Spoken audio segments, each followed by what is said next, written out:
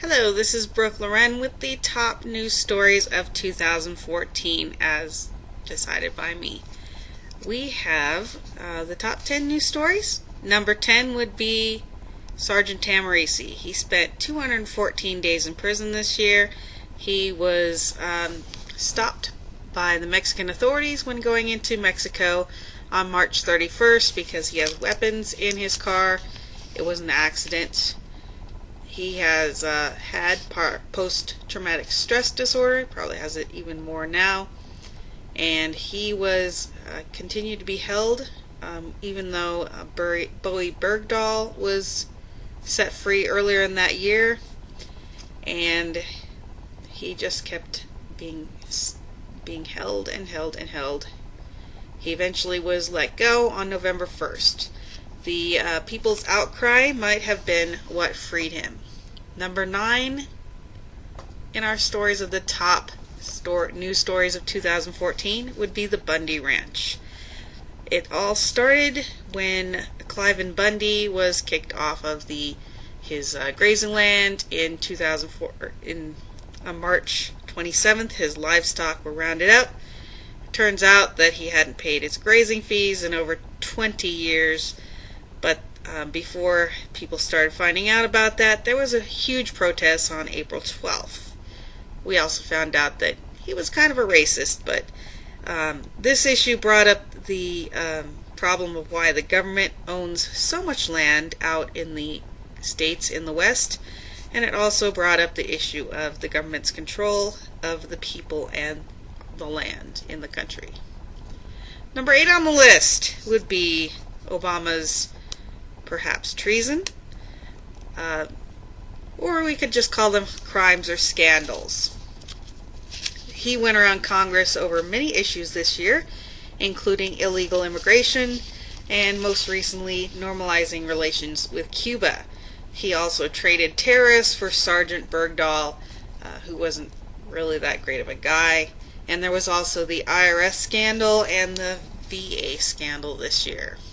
Number 7 on our list would be Malaysia Flight 370. The flight went missing on March 8th. It has never been found. A search was conducted in the Asia and the Pacific areas. They are currently doing a comprehensive search of the seafloor, which started in about October, and it'll probably take about 12 months to do. Let's hope that this plane wasn't captured and we will not see it again, except maybe in the wreckage. Let's say hope it was not captured by terrorists. We do not want to see it show up on some terrorist attack in 2015. Number 6 on our list this year was the illegal immigration. There was an overwhelming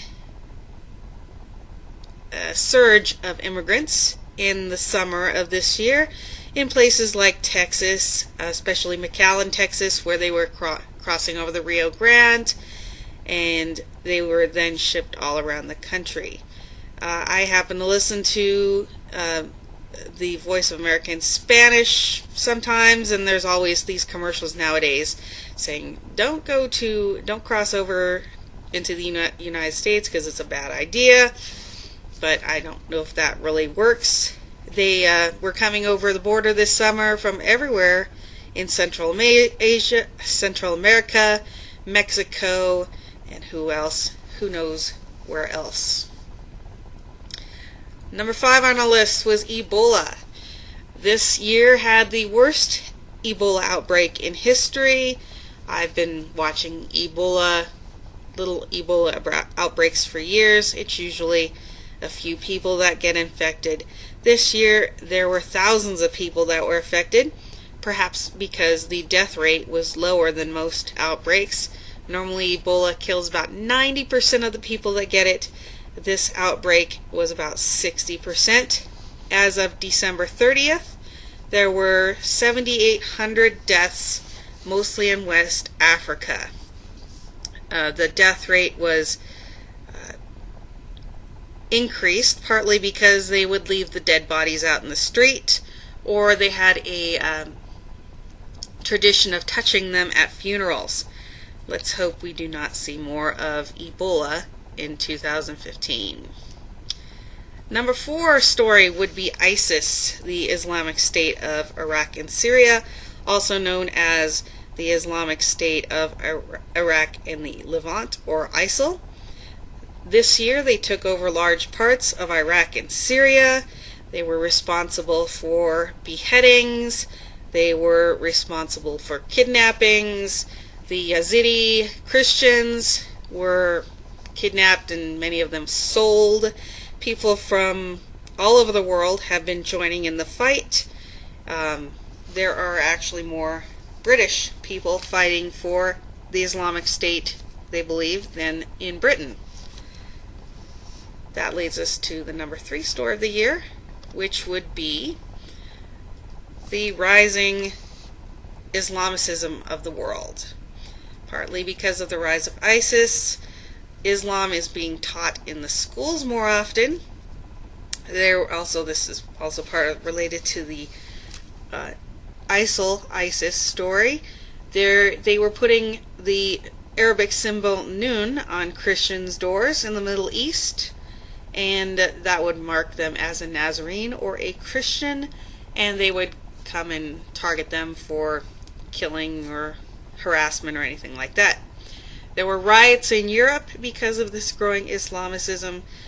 Muslims are estimated to be over 10% of France's population, and as I mentioned, there were probably more Britons fighting for Islamic State than for Britain. The number 2 story in the world in 2014 was probably Ferguson and the Eric Garner's protests and Occupy Wall Street 2. It's all pretty much the same thing. The protests started this summer over the Michael Brown shooting. It eventually turned out that he probably was a little bit guilty in his own. He stole some stuff. He was charging at a police officer. That's what the evidence says. Some people don't want to believe that. During the riots, buildings were eventually burned down.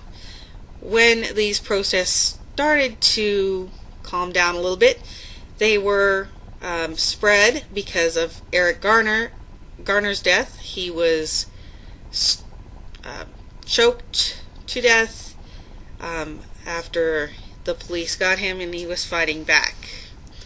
Later on, there were some people that were protesting, and they would say, "What do we want? Dead cops. When do we want them? Now." Well, they eventually got them. 2 cops were killed just shortly a little while ago, which led to the protest led to people saying, "I can't breathe," and they would have "I can't breathe" shirts in solidarity with Eric Garner, or for the more educated people, they would wear the "I can't breath" shirts. And for the top story of 2014, that would be, in my opinion, the Russian invasion of Crimea.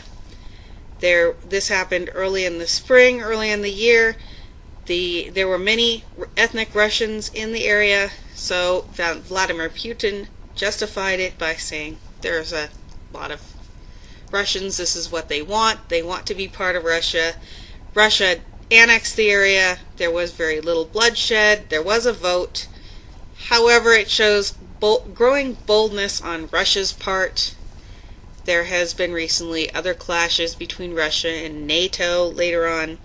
It also shows that the U.S. is not really willing to keep all of its promises, such as the Budapest Memorandum of 1994, which the Ukraine and the United States and some other people agreed to as a condition of the Ukraine giving up their nuclear weapons.